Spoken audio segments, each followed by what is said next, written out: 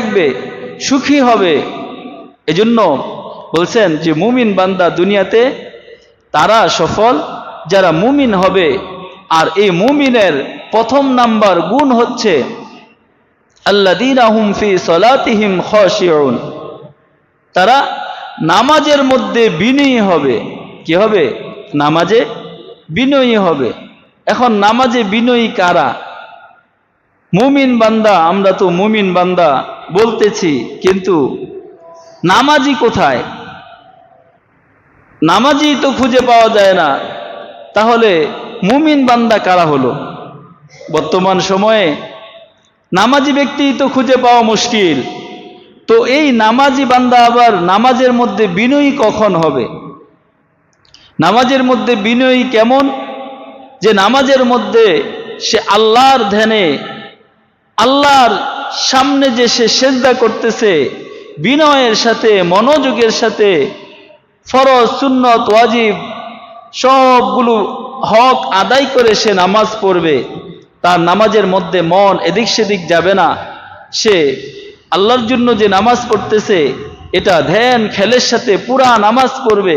এটা হচ্ছে প্রথম ধাপের বিনয়ী। আল্লাযীনা হুম ফি সলাতিহিম খাশিউন। তো এখন বিষয় হচ্ছে মুমিন বান্দা। আমরা তো মুমিন বান্দা বলে থাকি, কিন্তু আজকে মুসলমান মুমিন তারা এত লাঞ্ছিত কেন? তারা প্রথম নাম্বার যে সিফাত, যে গুণ অর্জন করার কথা ছিল সেটাই তো তাদের মধ্যে হারিয়ে ফেলেছে। প্রথম নাম্বার কি? এক নাম্বার গুণ হওয়ার কথা ছিল যে তারা নামাজি হবে। কেমন নামাজি হবে? আল্লাযীনা হুম ফি সলাতিহিম খাশিউন, তারা নামাজের মধ্যে বিনয়ী হবে। বিনয়ী ব্যক্তি কেমন? বিনয়ী ব্যক্তি তার থেকে কখনো উল্টাপাল্টা প্রকাশ পায় না। কি পায় না? এক কথায় উল্টাপাল্টা বসে দেখলেই খুব বিনয়ী।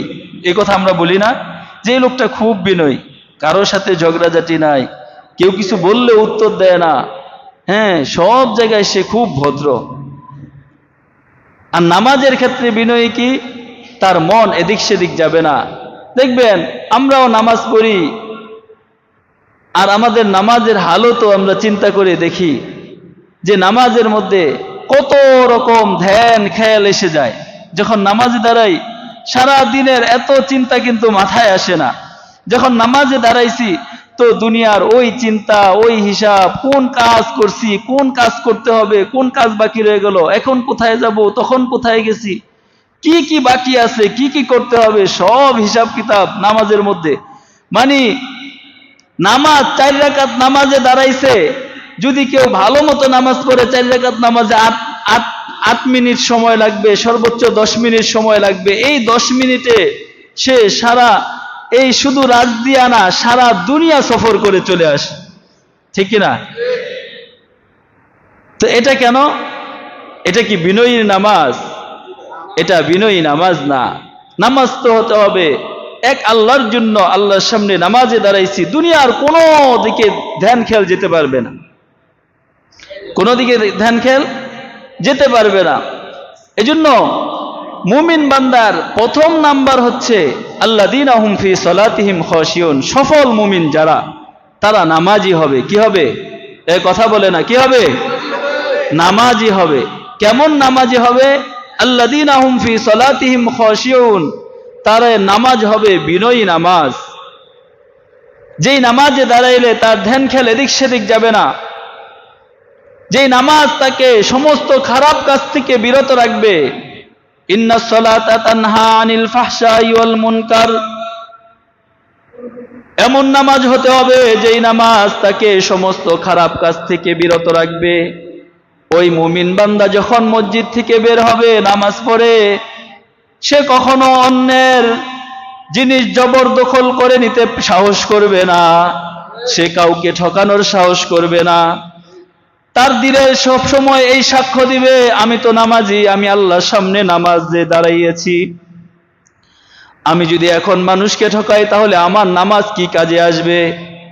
এজন্য তার জবান দিয়ে কাউকে খারাপ ভাবে কথা বলতে পারবে না, কাউকে গালিগালাজ করতে পারবে না।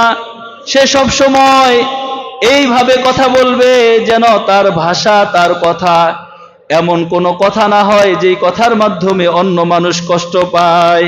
ঠিক কিনা? আমি নামাজি, কিন্তু নামাজ পড়তে পড়তেই সালাম ফিরাইতে দেরি আরেকজনের লগে এক্কেরে দুনিয়া অন্ধকার করে ফেলাইলাম। তো ওই নামাজির নামাজ তাকে খারাপ কাজ থেকে কি বিরত রাখলো? তার নামাজের মধ্যে খাশিউন পাওয়া গেল না। তো খাশিউন পাওয়া গেছে? পাওয়া গেল না। সে বিনয়ী হয়ে নামাজ পড়বে। এই নামাজি যে হবে, সে অন্যায় অপরাধের মধ্যে লিপ্ত হবে না। সে সমস্ত জুলুম থেকে বিরত থাকবে। কি থাকবে? সমস্ত জুলুম কাজ থেকে বিরত থাকবে, অন্যায় অপরাধ থেকে বিরত থাকবে। কারণ এই নামাজ অনেক দামি ইবাদত, এই নামাজ অনেক মূল্যবান ইবাদত। আল্লাহ তাআলা এই নামাজকে, আল্লাহ রাসূলকে তার মিরাজে ডেকে নিয়ে সরাসরি সামনে বসিয়ে আল্লাহ তাআলা এই নামাজকে উপহার দিয়েছেন। সুবহানাল্লাহ। অন্য সব ইবাদত আল্লাহ তাআলা ঘোষণা করে দিয়েছেন, হজ ফরজ করলাম, হজ তোমাদের উপর, যাকাত ফরজ করলাম, যাকাত তোমাদের উপর, সিয়াম ফরজ করলাম, সিয়াম তোমাদের উপর। কিন্তু নামাজের ব্যাপারে আল্লাহ তাআলা কি বলছেন? আমার সাক্ষাৎ যারা পেতে চায়, যারা নাকি আমার মেরাজ লাভ করতে চায়, তারা যেন 5 ওয়াক্ত নামাজ পড়ে। আর 5 ওয়াক্ত নামাজের ফজিলতের ব্যাপারে কি বলছেন? যে 5 ওয়াক্ত নামাজ এত দামি, এত ফজিলত, যে 5 ওয়াক্ত নামাজ সুন্দর মতো আদায় করবে, আল্লাহ পাক রব্বুল আলামিন তাকে 50 ওয়াক্ত নামাজ পড়ার সওয়াব তার আমলনামায় লিপিবদ্ধ করে দেবেন। শুধু তাই না, যে ব্যক্তি 5 ওয়াক্ত নামাজ পড়তে পারবে সুন্দরভাবে, আল্লাহ পাক রব্বুল আলামিন তার ফজর থেকে জোহর পর্যন্ত গুনাহগুলোকে ক্ষমা করে দিবেন, জোহর থেকে আসর পর্যন্ত গুনাহগুলোকে ক্ষমা করে দিবেন, আসর থেকে মাগরিব পর্যন্ত গুনাহগুলোকে ক্ষমা করে দিবেন, মাগরিব থেকে এশা পর্যন্ত গুনাহগুলো ক্ষমা করে দিবেন। শুধু তাই না, যে ব্যক্তি এশার নামাজ পড়ে রাতে ঘুমাইলো, আবার উঠে ফজরের নামাজ জামাতের সাথে আদায় করবে, ওই বান্দার জন্য আল্লাহ রাসূল সাল্লাল্লাহু আলাইহি ওয়াসাল্লাম ঘোষণা করেন যে ওই বান্দা যেন সারা রাত্রি ইবাদতের মধ্যেই কাটিয়েছে, আল্লাহ তাআলা তার আমল নামায় সারা রাত ইবাদতের সওয়াব দান করে দিবেন। এটা এক হাদিসের মধ্যে আসছে যে তার সগীরা গুনাহগুলো ক্ষমা হয়ে যাবে। কিন্তু আমাদের জন্য খুশির সংবাদ হচ্ছে, অপর হাদিসের মধ্যে আল্লাহ রাসূল বলছেন যে এই নামাজের মধ্যে কি না আছে। নামাজের মধ্যে আল্লাহ তাআলার বরত্বের ঘোষণা আছে, আল্লাহু আকবার, আল্লাহ সবচেয়ে বড়। এরপরে যখন নামাজে দাঁড়াই, সুবহানাকাল্লাহুম্মা বিহামদিকা ওয়া তাবারাকা ইসমুকা ওয়া তাআলা জাদ্দুকা ওয়া লা ইলাহা গায়রুক, সানা পড়া হয়। সানার মধ্যে আল্লাহ তাআলার তাসবিহ পাঠ করা হয়, আল্লাহ তাআলার গুণগান গাওয়া হয়, আল্লাহ তাআলার প্রশংসা করা হয়। তা আল্লাহ তাআলার গুণগান আছে, আল্লাহ তাআলার প্রশংসা আছে না নাই? আল্লাহ তাআলার প্রশংসা আছে। এরপরে যখন সূরা ফাতিহা পড়ে, আলহামদুলিল্লাহি রাব্বিল আলামিন, সমস্ত প্রশংসা বিশ্ব জগতের প্রতিপালক মহান রব্বুল আলামিনের জন্য। আর রহমানির রহিম, যিনি অতি দয়ালু, অতি মেহেরবান। মালিক ইয়াউমিদ্দিন, এই ঘোষণা দুনিয়ার কারো জন্য আর দ্বিতীয়বার ঘোষণা হয় নাই কোনোদিন। আজও পর্যন্ত কখনো এই ঘোষণা কেউ প্রকাশ করতে পারে নাই। কিয়ামত পর্যন্ত কেউ এই ঘোষণা দিতে পারবে না অন্য কারো জন্য। এমন এক ঘোষণা আল্লাহ তাআলার জন্য সূরা ফাতিহার মধ্যে উল্লেখ করে দিলেন, মালিক ইয়াউমিদ্দিন, সর্বশেষ চূড়ান্ত বিচার দিনের মালিক কে? আপনি বিচার দিনের মালিক, যেই দিনের বিচার হবে একেবারে সবার জন্য সমান, কাউকে আলাদা করে প্রকাশ করা হবে না। যে যেটা পাওয়ার যোগ্য তাকে সেইভাবেই প্রকাশ করা হবে। ফামান ইয়ামাল মিসকালা যাররাতিন খায়রান ইয়ারাহ ওয়া মান ইয়ামাল মিসকালা যাররাতিন শাররান ইয়ারাহ। ওই বিচার দিনে প্রতিটা মানুষের জন্য আল্লাহ পাক রব্বুল আলামিন যতটুকু কল্যাণ সে করেছে, যতটুকু ভালো আমল করেছে, এতটুকু পুঙ্খানুপুঙ্খভাবে আল্লাহ তাআলা যাচাই বাছাই করে বিচার করবেন। কারো একটা ভালো কাজও আল্লাহ তাআলা বাদ দিবেন না, একটু অনুপরিমাণ আমলও আল্লাহ তাআলা সেদিন বাদ দিবেন না, আবার একটা খারাপ কাজকেও আল্লাহ তাআলা ছেড়ে দিবেন না। কি করবেন না? বলছে অনুপরিমাণ কি জানো?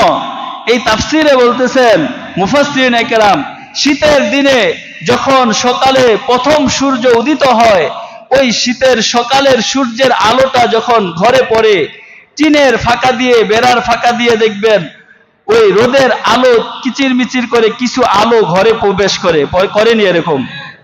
ওই আলো দিয়ে কিছু ধুলাবালি উঠতে দেখা যায়। দেখছেন আপনারা?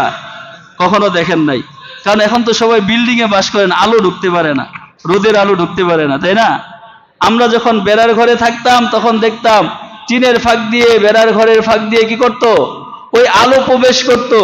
তখন ওই আলোর মধ্যে কিচিরমিচির কিছু বালু উঠতে থাকতো, ধুলাবালি, যেটি ধরা যায় না, ছোঁয়া যায় না, এগুলোকে গ্রহণ করা যায় না, কিন্তু উঠতেছে, দেখা যায় এটা ধুলোবালি, ঠিক কিনা? ওটাকে বলা হয়েছে অণু। এর চাইতেও আরো সূক্ষ্ম হবে অণু পরিমাণ। এটাকে বলেছেন ফামাইয়া আমাল মিসকালা যাররাতিন খায়রান ইয়ারা, যে কল্যাণ কাজ করবে মিসকাল, এই মিসকালের এই 100,000 ভাগ করলে যেটা হবে, এটা হচ্ছে সেই আমল যেটাকে আল্লাহ তাআলা কিয়ামতের দিন কাউকে ছেড়ে দিবেন না। ওমাইয়া আমাল মিসকালা যাররাতিন শাররান ইয়ারা, এমনি ভাবে যে খারাপ কাজ করবে, দুনিয়াতে একটা মানুষকে কথার মাধ্যমে কষ্ট দিয়েছিল, একটা ভাষা খারাপ করেছে, কিন্তু এই ভাষা পাওয়ার উপযুক্ত ওই ব্যক্তি ছিল না, এজন্য তাকে সেদিন শাস্তির উপযুক্ত হতে হবে। আল্লাহ তাআলা সেদিন ওই বান্দাকে এই জন্য বিচারের কাঠগড়ায় দাঁড় করাবেন। এজন্য আল্লাহ পাক রব্বুল আলামিন সূরা ফাতিহার ভিতরে বলেছেন মালিক ইয়াউমিদ্দিন, চূড়ান্ত বিচারের মালিক কে? আল্লাহ পাক রব্বুল আলামিন ওদিন সবার সামনে বিচার করবেন, সবার সামনে মানুষদের বিচার করবেন। কত মানুষ? দুনিয়ার শুরু থেকে কিয়ামত পর্যন্ত যত মানুষ দুনিয়াতে বিগত হয়ে গেছে এবং আসবে, সমস্ত মানুষের সামনে সেদিন বিচার কার্য সংগঠিত করবেন। এজন্য ওই দিন এই সূরা ফাতিহার ভিতরে নামাজ আছে, নামাজের ভিতরে সূরা ফাতিহা আছে না নাই? এই সূরা ফাতিহার ভিতরে এমন কিছু নাই যে নাই। বলছেন পুরা কোরআন শরীফের ভিতরে যা আছে আল্লাহ পাক রব্বুল আলামিন এর সার মর্ম সূরা ইয়াসিনের ভিতরে ঢুকাই দিয়েছেন। সূরা ইয়াসিনের ভিতরে যা আছে আল্লাহ পাক রব্বুল আলামিন পুরা কোরআন শরীফে সূরা ইয়াসিনের ভিতরে, সব সূরার ভিতরে যা আছে আল্লাহ পাক রব্বুল আলামিন এই সব পুরাটাকে এই সূরা ফাতিহার ভিতরে ঢুকাই দিয়েছেন। এই সূরা ফাতিহার সাথে সাথে আল্লাহ পাক রব্বুল আলামিন সূরা ফাতিহার ভিতরে প্রথম আয়াত যে আছে আলহামদুলিল্লাহি রাব্বিল আলামিন, এই আলহামদুলিল্লাহি রাব্বিল আলামিনের ভিতরে আল্লাহ তাআলা সব ঢুকাই দিয়েছেন। শুধু আলহামদুলিল্লাহ ভিতরে ঢুকান নাই, প্রথম যে আলহামদু আছে এর ভিতরে ঢুকাই দিয়েছেন। মুফাসসিরিন কেরাম বলেন যে এই বিসমিল্লাহর ভিতরে পুরা আল্লাহ তাআলা এর সারমর্ম ঢুকাই দিয়েছেন। তো এইজন্য যে বান্দা নাকি নামাজ পড়লো খাশিউনের সাথে, আল্লাযীনা হুম ফি সালাতিহিম খাশিউন, যে নামাজের মধ্যে বিনয়ী হবে, আল্লাহ পাক রব্বুল আলামিন ওই বান্দার জন্য, ওই বান্দাকে সফল ঘোষণা করেছেন। কি ঘোষণা করেছেন? দুই দিক থেকে মুমিন বান্দা সফল। এক হচ্ছে দুনিয়াতে সফল, দ্বিতীয় হচ্ছে আখিরাতে সফল। যারা দুনিয়াতে এইভাবে এই 5টা গুণে গুণান্বিত হবে তারা সফল। সূরা মুমিনুনের 5 নম্বর আয়াত পর্যন্ত যে ঘোষণা দেওয়া হয়েছে। আর আখিরাতে সফলতা হচ্ছে, আখিরাতে মানুষ 2 শ্রেণীতে বিভক্ত থাকবে, মানুষের 2টা দল থাকবে। আজকে তো দুনিয়াতে কত দল, তাই না? দুনিয়াতে দলের কোনো শেষ নাই। অমুক পীরের এক দল, অমুক হুজুরের আরেক দল, আওয়ামী লীগ, বিএনপি, জামাত, শিবির, এটা সেটা, কোনো দলের শেষ নাই। আর আখিরাতে সব দল মিলায় একটা দল হবে। কয়টা দল? 2টা দল হবে। কয়টা দল? 2টা দল। একটা হচ্ছে জান্নাতি, বলেন একটা, আরেকটা হচ্ছে জাহান্নামী। আরেকটা কি? জাহান্নামী। এই দুই দল ছাড়া আর কোনো দল পাওয়া যাবে না। যারা সেদিন জাহান্নামী হবে তারা হবে সবচাইতে লাঞ্ছিত এবং বঞ্চিত, আর যারা নাকি জান্নাতি হবে তারা হবে সফল কাম, তারা হবে সবচাইতে সম্মানিত। জান্নাতে শুধুই সুখ আর শান্তি, সেখানে অশান্তির কোনো ছোঁয়া মাত্র নাই। সেখানে অশান্তি বলতে কিছু নাই, অশান্তি শব্দটাই জান্নাতে থাকবে না। কোনো রোগ নাই, কোনো দুঃখ নাই, কষ্ট নাই, কোনো পরীক্ষা নাই। ঠিক তেমনি ভাবে ওই জান্নাতে যে যা চাইবে আল্লাহ পাক রব্বুল আলামিন তাই দিয়ে দিবেন। কি চাইবে? হাদিসের মধ্যে আসছে জান্নাতে যাওয়ার পরে কিছু লোক চাইবে যে দুনিয়াতে চাষাবাদ করে খাইতাম, এখন যদি আমাদের জন্য চাষাবাদের ব্যবস্থা করা হইতো। তো আল্লাহ তাআলা ফেরেশতাদের বলবেন যে হে ফেরেশতারা, এই বান্দারা যে চাষাবাদের জন্য চাইবো এটা আমি আগে থেকেই জানতাম, তোমরা তাদের চাষাবাদের জন্য এই কোদাল, কেঞ্চি, কাঁচি এগুলা সব ব্যবস্থা করে দাও। তাদেরকে মাঠে এভাবে চাষাবাদের জন্য ব্যবস্থা করে দেওয়া হবে। তখন চাষাবাদ শুরু করবে। চাষাবাদ যখন এক দিক থেকে সে ফসল ফলানো শুরু করবে, সে ক্ষেতের এক দিক থেকে শুরু করবে, আরেক দিক যাইতে যাইতে দেখবে পিছন দিক থেকে গাছ হয়ে গাছের মধ্যে ফল ধরে ফল পেকে গেছে। সুবহানাল্লাহ। কারণ জান্নাতে যেই জিনিস চাইবে চাওয়ার সাথে সাথে সেটা উপস্থিত। দুনিয়াতে আমরা সুখের জন্য সুখের জন্য সারা দিন রাত 24 ঘন্টা মেহনত, আমরা সুখকে ধরার জন্য সমস্ত মানুষ বেপরোয়া পাগল হয়ে গেছি। কিন্তু আল্লাহ তাআলা বলছে দুনিয়াতে আমি সুখের জন্য দেই নাই, দুনিয়া তো আমি শুধুই পরীক্ষার জায়গা রাখছি, দুনিয়া ইনকামের জায়গা। আর জান্নাত হচ্ছে সেই জায়গা যেখানে দুঃখ বলতে কিছু নাই, সেখানে সুখ আর সুখ দিয়ে ভরপুর। সেখানে আমরা দুনিয়াতে চাওয়ার কোনো শেষ নাই। আল্লাহ তাআলা বলছে দুনিয়াতে যা চাইবা সব পাইবা না, কিন্তু জান্নাত এমন এক জায়গা যেখানে তুমি যা চাইবা তাই পাইবা।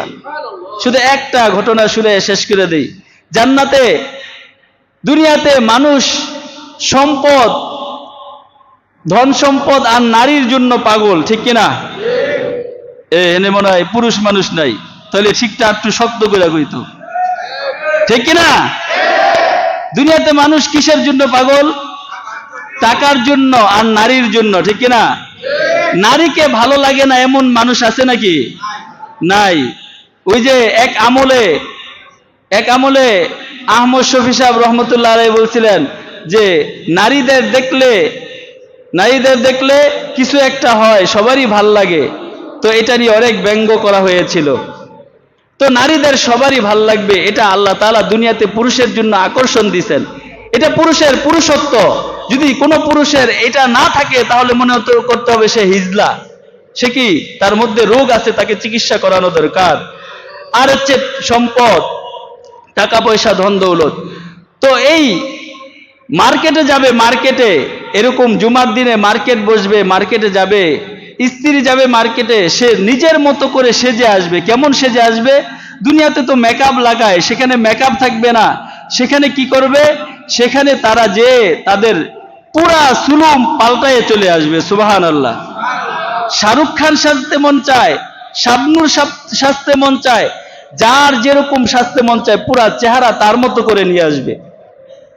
ঠিক পুরুষ মার্কেটে যাবে, তাকে যেরকম সাজতে মনে চায় সে সেইভাবে তার মতো অবয়ব করে সে বাড়িতে ফিরবে।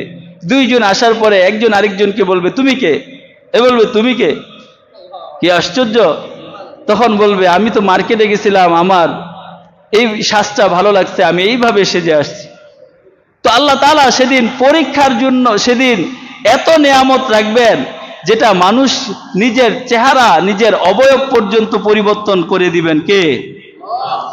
এজন্য দুনিয়াতে মানুষ দুই ধরনের সফল হবে মুমিন বান্দারা। এক হচ্ছে দুনিয়াতে যারা মুমিন হবে তারা যত পরীক্ষা আসুক তারা দুনিয়াতে সফল হবে, আর আখিরাতে তারা জান্নাত পেয়ে চূড়ান্ত সফল হবে। আল্লাহ পাক রব্বুল আলামিন আমাদেরকে দুনিয়া এবং